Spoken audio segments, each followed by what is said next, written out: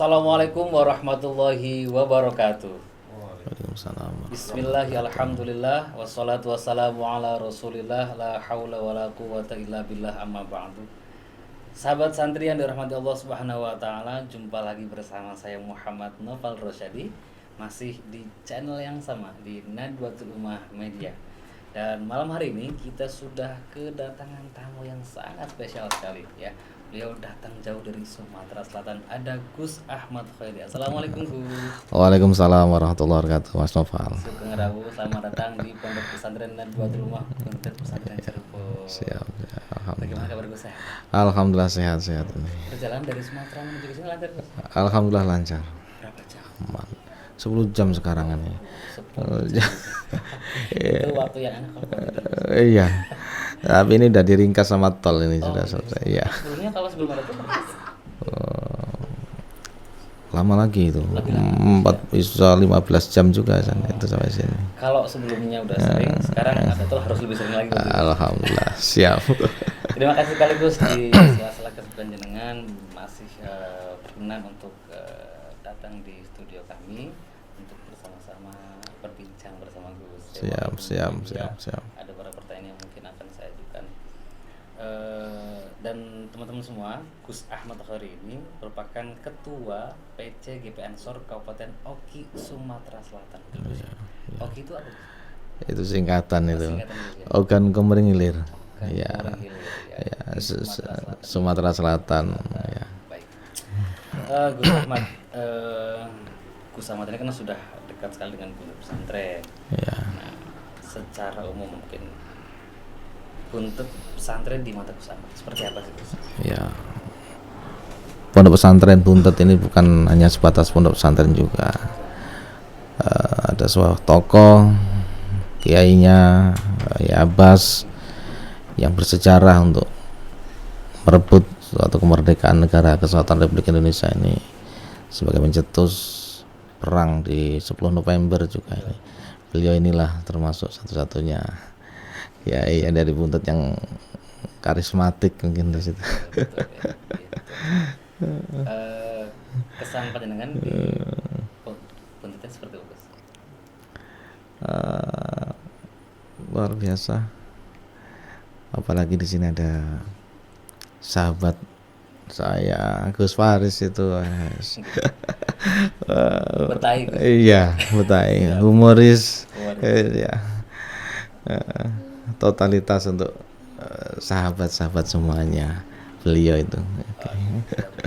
Nah, ini berbicara tadi nyambung panjenengan bilang bahwa ada sahabat Gus Faris ya. Nah, ini seperti apa sebenarnya hubungan panjenengan dengan Buntet mungkin secara umum dan Gus Faris mungkin secara khusus?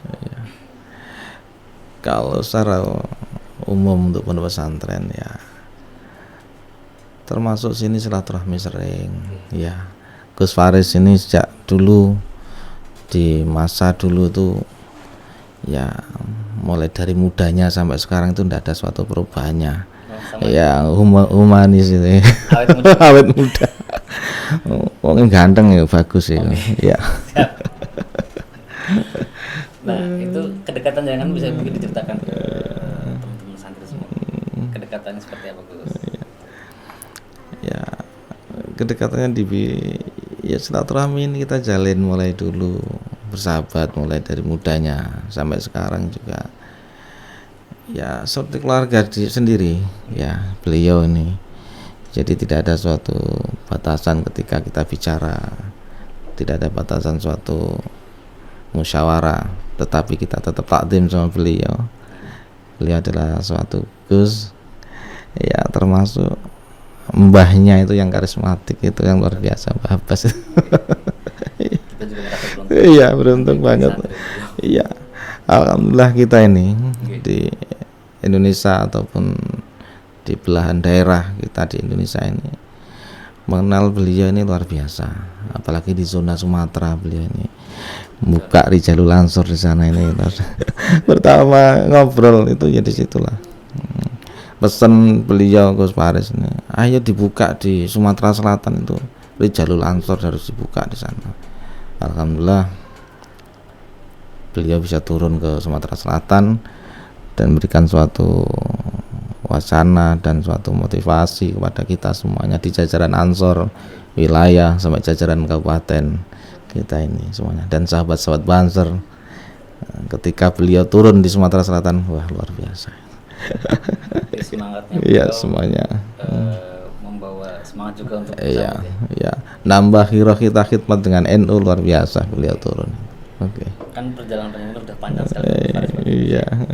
Kira-kira masih inget nggak kapan pertama kali ketemu Faris?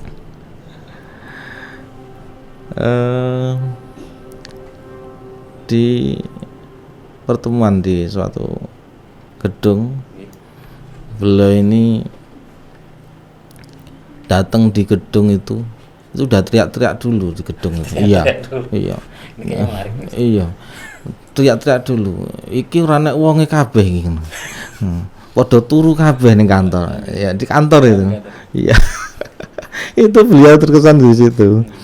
Oh, ternyata beliau ini suatu ya putrane Mbah Ibu Atibano kan. Berarti waktu itu belum tahu gitu ya? Iya. Waktu itu belum tahu kalau Iya, sudah tahu, tapi kan lama enggak ketemu itu. Ketika ketemu ternyata sudah rubah badannya itu. Bagusnya nambah bagus juga. siap. Iya. Itu, iya. Nah, sekarang gini Gus, mungkin bisa diceritakan nih Gus, bagaimana perjalanan Gus Ahmad ini dengan Gus Faris? Iya. Dulu mulai dari muda itu kita sama-sama dari kader Ansor untuk bangun ataupun khidmat sama NU, dan kita juga sekarang ini bagaimana untuk membangun suatu peradaban di NU, apalagi ini sudah Harlah Ansor yang ke-89 ini kan itu. Berarti sudah sangat lama Gus ya? Iya, Dari lama. dulu sampai sekarang Iya. masih sama perjuangannya untuk membesarkan NU. Iya. Perjuangan di NU Gus ya? Khidmat dengan NU. Betul sekali, betul. Nah, terus gimana sih Gus pola komunikasi yang dengan bangun dengan Gus Faris seperti apa?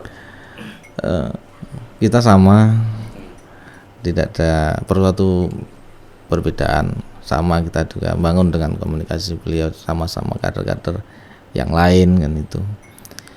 Tentu juga ya saling memberikan suatu motivasi satu sama yang lain, ya, guyonan, iya ngopi, iya. Ngopi. Sebenarnya saya mau tanya nih Gus, beliau itu kalau dengan santri itu kan sering guyon ya. Beliau itu terkenal oleh santri itu kayak yang sangat humoris. Saya pengen tahu Gus, kalau di organisasi beliau serius atau guyon juga? Ketika beliau membahas suatu hal yang penting serius, ketika ya tanpa ada diiringi dengan guyonan ya. Kita penat suatu kiai beliau ini hadapi permasalahan itu. Jadi artinya meskipun di organisasi juga beliau ya humoris juga ya. Beliau itu kalau di santri sudah penat dengan ngaji. Iya, betul. Beliau pasti kan memberikan cuk-cuk yang membuat jadi tawa lagi, jadi happy lagi. Berarti ketika di organisasi juga seperti itu. Sama juga beliau ini tidak ada suatu beda humanis itulah. Ya humoris itu yang dibangun karena untuk memberikan suatu keseimbangan ketika ada suatu hal permasalahan yang harus diselesaikan, termasuk kelasnya beliau kiai itu. Betul. Kalau kayaknya hubungannya juga kayak tanpa batas gitu ya. Dengan siapapun, dengan kalangan manapun. Itu gitu sih. Nyatu beliau tidak sama dengan yang lain, kader-kader yang lain beliau sama. Siapapun kan itu, apalagi untuk membesarkan NU ini yang utama kan, dari berbagai sudut pandang beliau untuk cara bagaimana untuk membesarkan NU. Ketika beliau turun di lapangan, ketika beliau menyampaikan ya baiat juga sama Ansor juga itu, pesan, kesan dan berikan motivasi banyak beliau ini. Berarti persis apa yang beliau sampaikan untuk teman-teman santri yang udah mau boyong juga seperti itu Gus. Jadi pokoknya ketika sudah boyong, sudah pondok harus khidmat di NU. Jadi sama Gus ya. Sama pesannya. Orang galak ya. Baik Gus, sebelum perbincangan kita. Boleh dong minta pesan untuk teman-teman santri Buntet khususnya. Oke, siap. Untuk santri Buntet, pesan untuk belajar yang lebih giat, semangat. Tentu santri harus takziman wa ikroman karo kiyaine kalih sang guru. Tentu santri ini ketika pulang harus bukan hanya sebatas untuk di bidang keagamaan. Tentu santri ini juga pantas menjadi anggota DPRD, pejabat, dan pengusaha pun juga pantas santri. Karena apa? Negara kita, bangsa kita ini sangat membutuhkan santri-santri di bidang apapun di pemerintahan. Karena santri ketika memimpin, ketika menjadi pejabat, ketika menjadi anggota DPRD, pengusaha, tentu tidak lepas dari real usul fik yang diajarkan di pondok pesantren. Itu mungkin. Terima kasih. Matur nuwun Gus, doakan kami Iya, terus. siap. Mudah-mudahan kami bisa menjadi orang yang bermanfaat Iya. dan tentunya bisa berkhidmat bukan hanya untuk NU dan agama tapi juga untuk Iya. negara kesatuan Negara Republik kesatuan. Indonesia. Matur nuwun Oke. sangat, Bapak Ibu di Iya. Pondok Pesantren Nahdlatul Ulama untuk Iya. Cirebon. Terima kasih. Baik, sahabat-sahabat santri, itulah tadi obrolan kita dengan Gus Ahmad Khairi. Mudah-mudahan obrol yang singkat tadi tentunya bisa membawa manfaat untuk kita semua. Sampai jumpa di program-program selanjutnya. Akhirnya saya Muhammad Noval Rosyadi pamit undur diri. Wallahul muwaffiq ila aqwamit thoriq. Wassalamualaikum warahmatullahi wabarakatuh. Waalaikumsalam warahmatullahi wabarakatuh.